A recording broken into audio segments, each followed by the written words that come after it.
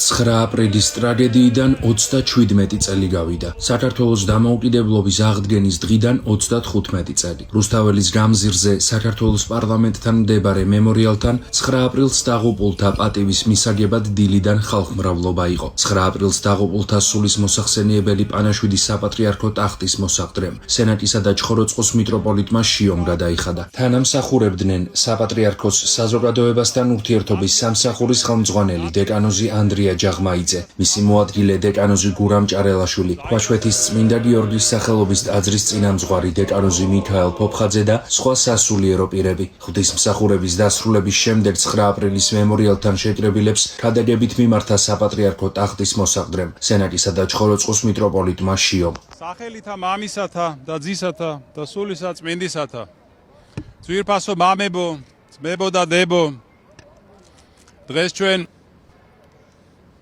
ვიხსენებთ 9 აპრილის ტრაგედიას, იმ ღამეს და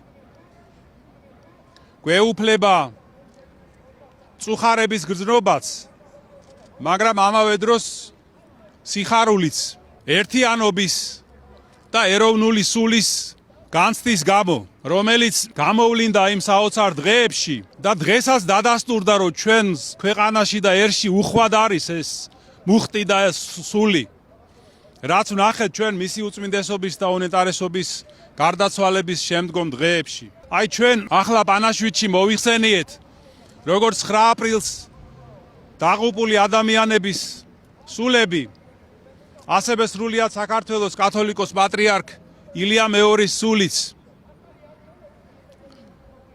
განსხვავებული იყო მათი ცხოვრება და მათი ღვაწლი და მათი აღსასრული. მაგრამ მისმა უწმინდესობამ მთელი სიცოცხლე მიუძღვნა ღვთისადმი, სამშობლოსადმი, ადამიანისადმი მსახურებას. და 9 აპრილს დაღუპული ჩვენი ძმები და დები გარდაიცვალნენ სამშობლოსთვის, თავი შესწირეს, თავი დასდეს სამშობლოსთვის.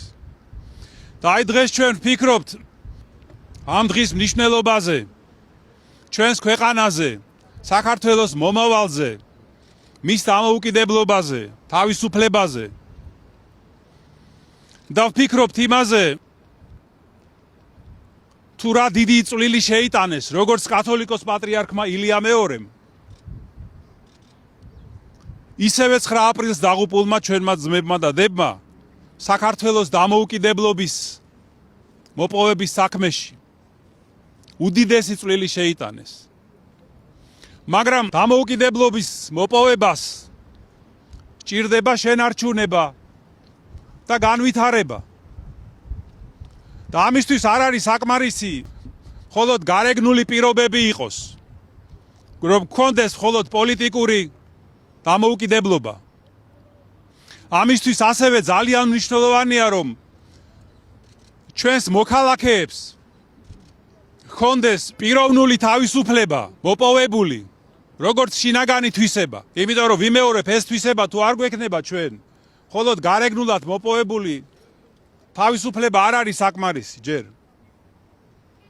და უნდა გვესმოდეს, რა არის თავისუფლება ნამდვილი, რომელიც საწინდარი იქნება ჩვენი ქვეყნის გადარჩენის. რომ ეს არ არის მხოლოდ ის, რომ აკეთო რაც მოგესურვება და რაც გინდა. არამედ ეს არის შეგეძლოს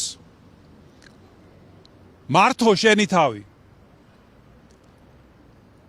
რომ აკეთო ის, რაც მართებულია და საჭიროა.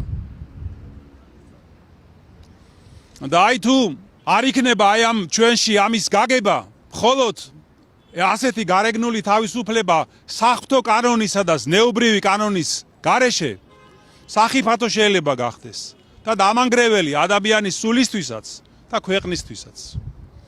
ასე რომ აი ძვირფასო ძმებო და დებო, თუ ჩვენ გსურს რომ შევინარჩუნოთ და განვავითაროთ ჩვენი თავისუფლება, პირველ რიგში უნდა სულიერად ვიშრომოთ, შევინანოთ, გამოვსწორდეთ, დავფიქრდეთ, თუ რა არის ჩვენს ხალხში ის მანკიერებები, ის ცოდვები, რომლებიც ჩვენ უნდა გამოვასწოროთ, იმისთვის რომ მოგვეცეს წყალობა ღვთისა და ვეღირსოთ ჩვენს გამთლიანებას და ქვეყნის გაძლიერებას. კიდევ ერთხელ მოვიხსენიოთ 9 აპრილს დაღუპული ჩვენი ძმები და დები. ღმერთმა აცხოვნოს მათი სულები და ღმერთმა დალოცოს, გაამთლიანოს და გადაარჩინოს საქართველო. ამინ. ჩვენთან არის ღმერთი. პანაშვიდის დასრულების შემდეგ ჟურნალისტებთან კომენტარი გააკეთა საპატრიარქოს საზოგადოებასთან ურთიერთობის სამსახურის ხელმძღვანელმა დეკანოზმა ანდრია ჯაღმაიძემ. სასულიერო პირმადღევანდელ დღეზე ისაუბრა და ჟურნალისტების სხვა შეკითხვებსაც უპასუხა. 37 წელი გავიდა 99 წლის 9 აპრილიდან ამ ტრაგედიიდან და იმ დღეებს ვინ შევესწარით წარუშლელი არის გასული აი ამ 37 წლის მანძილზე წარუშლელია მაინც ეს მეხსიერება. ჩვენ გვახსოვს ეს დღეები, უდიდესი ტრაგედია ერთის მხრივ და მეორეს მხრივ გაერთიანებული ერი, ერთმანეთის მანუგეშებელი ხალხი და ჭირისუფალი ერთმანეთისა. ეს დღეები ძალიან მაგონებდა მე პირადად პატრიარქის გარდაცვალების დღეებს, როდესაც მთელი ერი გაერთიანდა და ერთმანეთის ჭირისუფალი იყო და თან იყო მწუხარება, მაგრამ თან ძალიან დიდი იმედი, რომ პატრიარქის დანატოვარი იქნებოდა. ძალიან ეს მიზნები პატრიარქის მიერ დაწყებული იქნებოდა მიღწეული ერთობით და სიყვარულით. დღეს პანაშვიდზე მოვიხსენიეთ გარდაცვლილების სულები, რომლებიც 37 წლის წინ 9 აპრილს ტრაგიკულად გარდაიცვალნენ და ასევე კათოლიკოს პატრიარქის სული. დღეს არის დიდი ხუთშაბათი და ეს ლოცვითი დღეები კვლავ ჩვენ განგვაწყობს ლოცვისთვის და იმ სიღრმის გააზრებისთვის, რასაც ნიშნავს დღევანდელი დღე და ასევე წინ გვაქვს აღდგომამდე კიდე მსახურებები და მნიშვნელოვანი დღეები, რომელიც ქრისტიანმა უნდა გაიაზროს, ასე რომ თავარი ყურადღება ამაზე გვაქვს ახლა ეკლესიას. მამაძე, დღესაც პატრიარქის ოჯახის წევრები თქვენ არაერთხელ ვთქვით, რომ ყაბახიძეს ხოვეთ მათი შეწყალება, განთავისუფლება. კიდევ გაქვთ ცდილობა, ანუ გრძელებთ, ან მეუფეთოა გრძელებთ ამ მიმართულებით ხელისუფლებასთან. არ გამოვრიცხავთ, რომ შემდგომში კიდევ გქონდეს რაიმე საუბრები ამ ასეთი.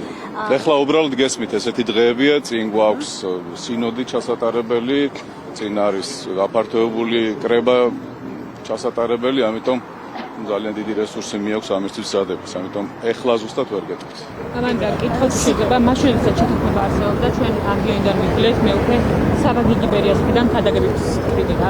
ამასთან დაკავშირებით რა შეგიძლიათ ჩვენ გითხრათ? ეს არის თორემ მე ერთი რამ მინდა გითხრათ, რომ ვინც იცნობს მეუფე საბას, მას არ გაუკვირდება, რომ მისი სიტყვა არის მკაფიო, მისი სიტყვა არის ფაქტებზე და სიმართლეზე დაფუძნებული, თუმცა მე არ მინდა შეფასებებში შევიდე, იმიტომ რომ ეს დღეებია და მაინც ყურადღება გვაქვს ლოცვაზე, მსახურებაზე, ერთობაზე.